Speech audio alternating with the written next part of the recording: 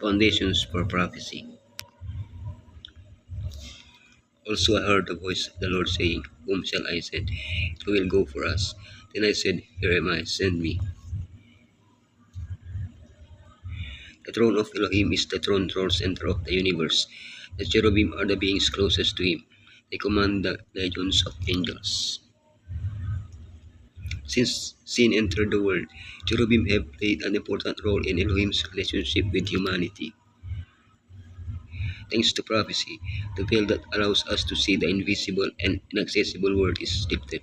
We can see these cherubs standing beside the throne, acting under Elohim's command to help us. Elohim and the cherubim, messengers of fire. What do cherubim do? A reflection of Elohim's glory. The cherubim and humanity, lion, man, ox, and eagle, replacing the fallen. Elohim and the cherubim, messengers of fire. One of the flaming creatures flew over to me with a burning coal that it had taken from the altar with a pair of metal tongs. Imagine being illuminated by a light so intense and special that all your thoughts and emotions were laid bare. That's what Isaiah experienced when he saw Elohim's throne. His reaction, Who is me, for I am undone. Then a fiery being, in Hebrew, Seraph, stopped singing the holiness of Elohim, takes a burning coal from the altar, and assures Isaiah that his sin is forgiven. Of course, the cherub didn't forgive Isaiah's sin. He simply conveyed Elohim's message, for that is the function of a cherub. And from then on, it was also the role of Isaiah. It is interesting that Yeshua said of John the Baptist, another messenger of Elohim. He was the burning and shining lamp. What do cherubim do?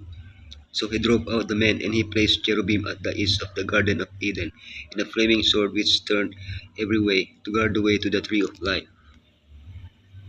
The Bible first introduces us to the cherubim immediately after Adam and Eve's sin. What work did Elohim give them? They were to guard the way to the tree of life, that is, to prevent humans from entering the Garden of Eden. However, their presence was not intimidating.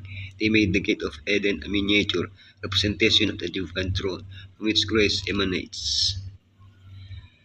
The word translated place, Shakan, is used to indicate that Elohim dwells in the sanctuary. From this comes the word Shekinah, which designates the glory of Elohim, manifested in the ark between the cherubim, which represented Elohim's throne.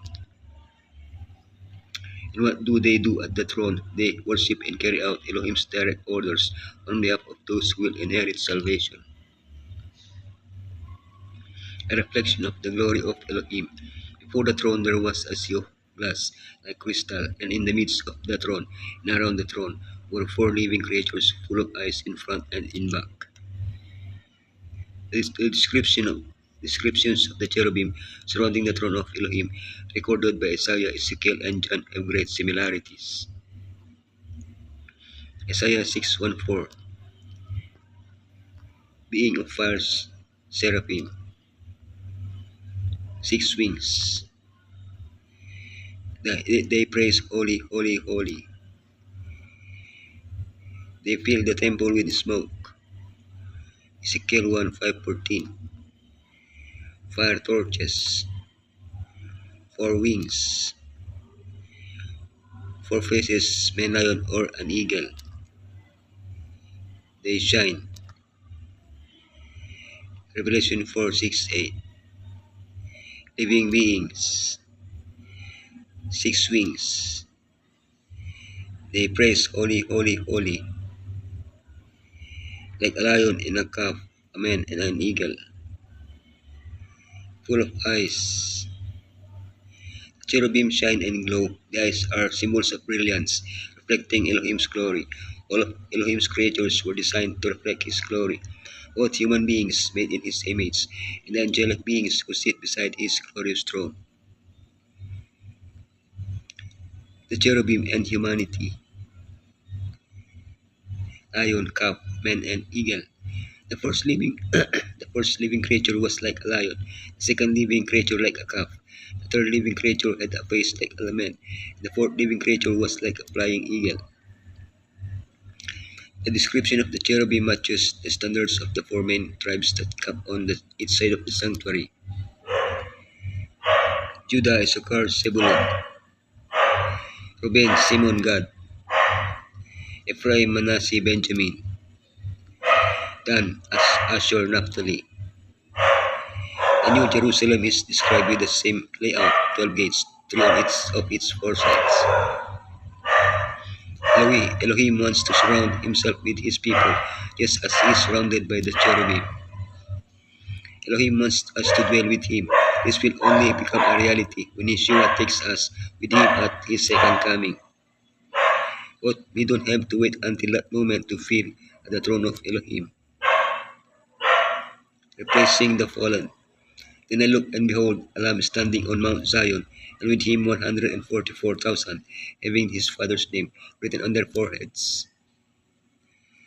Unfortunately, not all cherubim have performed their duties properly. There was one who, filled with his glory and splendor, thought that all that glory came from himself, than from Elohim. Lucifer and his angels were on the mountain of Elohim, but they were expelled from it. Their place will be taken by those who remain faithful to the Lamb.